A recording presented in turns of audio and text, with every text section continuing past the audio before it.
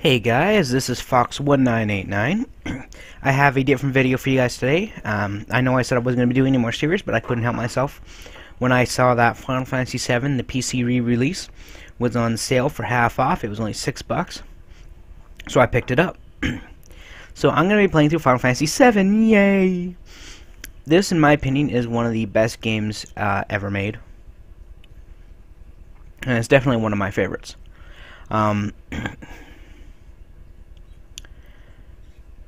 I accidentally forgot to start recording my audio until about halfway through the video.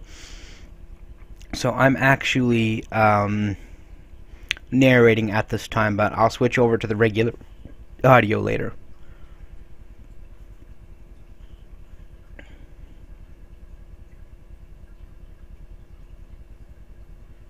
This is taking a while.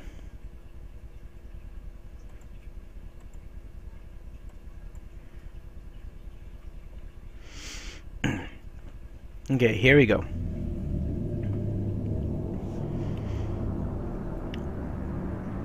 Now, the basic gist of the story, for those who haven't played it, is Cloud Strife is a mercenary. He recently quit the Shinra Electric Power Company. He was in Soldier, which is a militant branch of the Shinra Electric Power Company. So go figure. Frickin' power company with an army. Anyways, now he's a blade for hire, a mercenary. So he's contracted by a terrorist organization known as Avalanche. Avalanche is trying to destroy the Shinra Electric Power Company because the Shinra Electric Power Company harnesses a natural energy source called Mako. Now, Mako is essentially the lifeblood of the planet. So as Shinra absorbs the Mako and converts into electricity, the planet is slowly dying. Now, that being said, they have it with the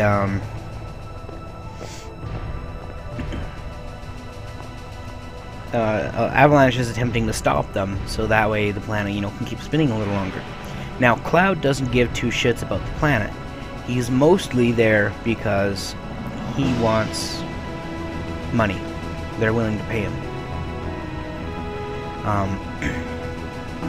However, it does end up spiraling into a full conflict against a greater enemy than Shinra for the sake of the world. Now, if you notice, my mouse is shaking around there. I was showing you the 8 Mako reactors that surround the city of Midgar, which is where the game starts taking place. So the PC re-release has slightly updated sprites.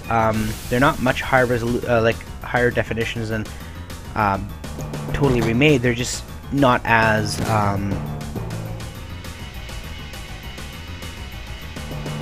pixely and jagged as they were.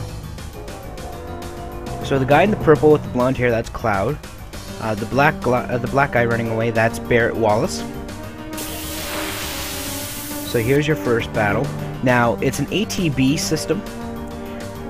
So you notice that there's a little time bar. You can't move, or you can't act with each character until that time bar for that particular character is full. There's also a limit bar, which is for limit moves, which are basically desperation attacks. Every time you get hit, your limit will go up slightly. Then when it maxes out, you can use your limit skill, which is much higher damage than your regular attack. You also have basic HP and MP. HP is if you run out, your character's knocked out until he's resurrected. And MP is what you use to cast certain abilities and spells.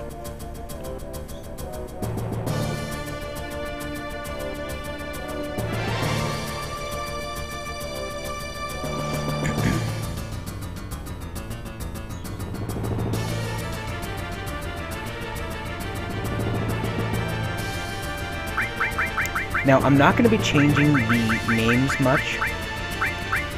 I do prefer the original names. I will be changing Eris's name to Aerith, because that's what it is. Eris always has been a accidental thing, but they've never changed it. Every time they've released the game, they've never changed it. It's always remained Eris. However, in things such as, well, Advent Children, her name is never stated. but in Crisis Core it's Aerith. In Kingdom Hearts it's Aerith. I believe in Dirge of Cerberus she might have been mentioned. I believe it's Aerith. I can't remember. I haven't played Dirge of Cerberus in a long time. So they're heading over towards the Mako Reactor. Now at this point in time I'm using my keyboard, but I had set up my gamepad, it just wouldn't work. But I do get it working shortly after. Now if you notice right beside Cloud's name there's a barrier and two little like empty gauges. That's for your barrier and your M barrier. Barriers basically protect you against physical attacks, and M barrier against magical attacks. So if once I learn the magic spell to cast barrier or M barrier, those would be full and it would slowly drain over time or as I take attacks. Although I hardly ever use barriers. Not really worth it.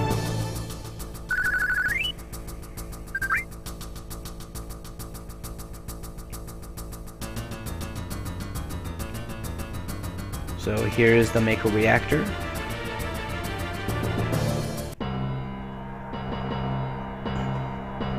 So here Bear just gives you a quick little lowdown on the actual reactor and its purpose and what Mako energy is. Now if you notice I'm kind of looking at the door there, I'm illustrating the point that how the door stands out a good portion more than the walls beside it, because the door technically is an entity like the players. And that's when you can really see when it got upgraded. So I'm gonna run down here and grab this potion. No, Phoenix down, my mistake.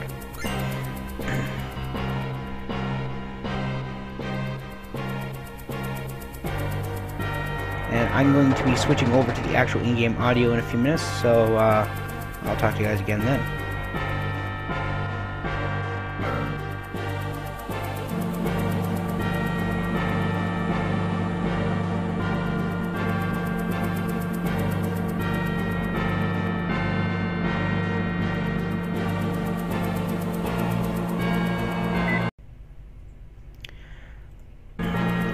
Okay guys, so fun fact, I just figured out I wasn't even recording. I'll do most of that in post. Just voice over those original sections.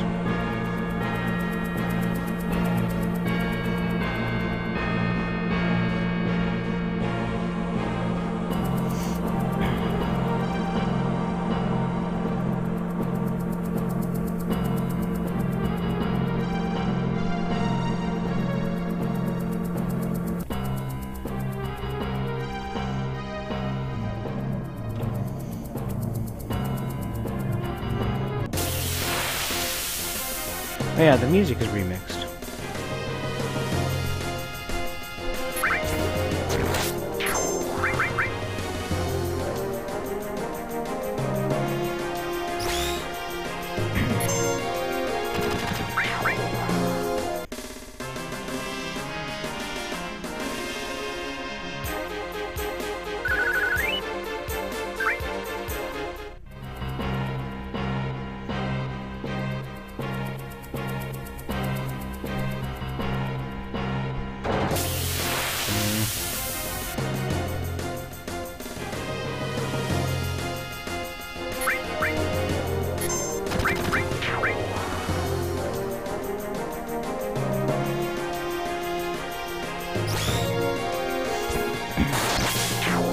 Critical hit.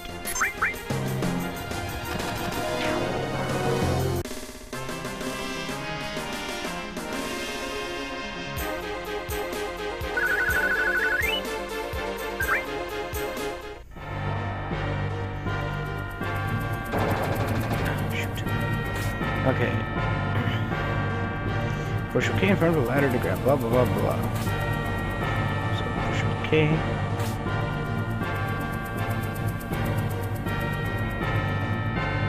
And down we go. Okay. Oop, forgot the potion.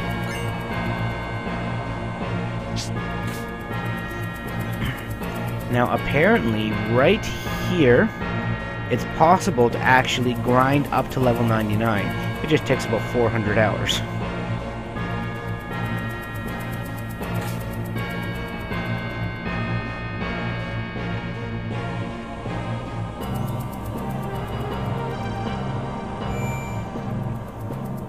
So this is a save point, as it clearly said. So you gotta save. Save. Now, like I'd already started, but unfortunately it didn't record properly, so I'm gonna recover over it. I'm gonna go this way here towards the boss.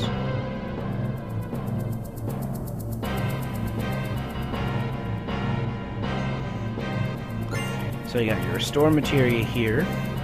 I'll go over the materia tutorial after. Once we actually have access to the materia screen.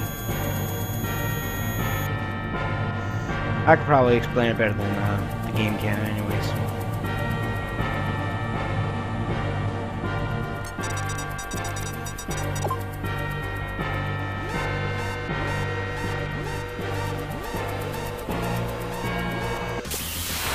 Your first boss battle, despite the fact that it doesn't have boss music.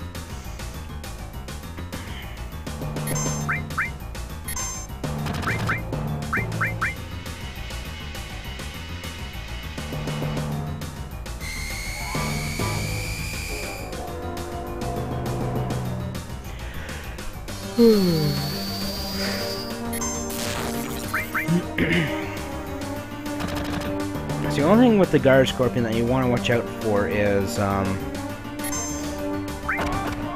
you want to make sure that he doesn't raise his tail, or else should you attack, he'll counter with. Hang on, my wire's all wrapped up here. Ah, frack. There. Oh, I can use this now. Hey, look, my gamepad works. I'm not gonna use my limit quite yet.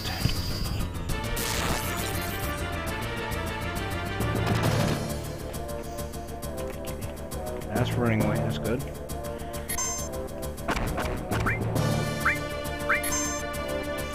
Beauty, my gamepad works.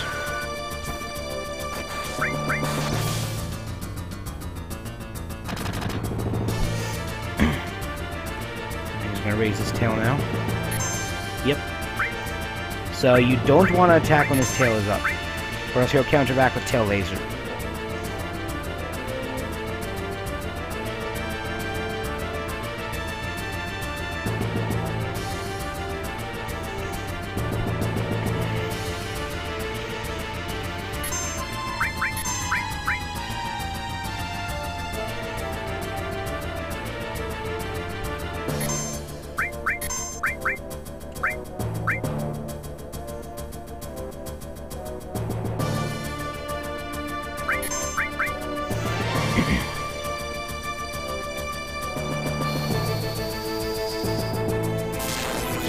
Battle real quick, shouldn't take too much more. Another bolt should do it.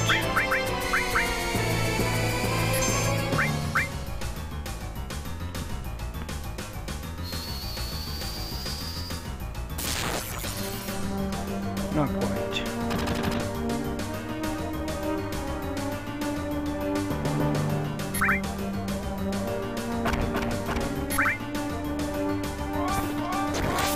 There we go.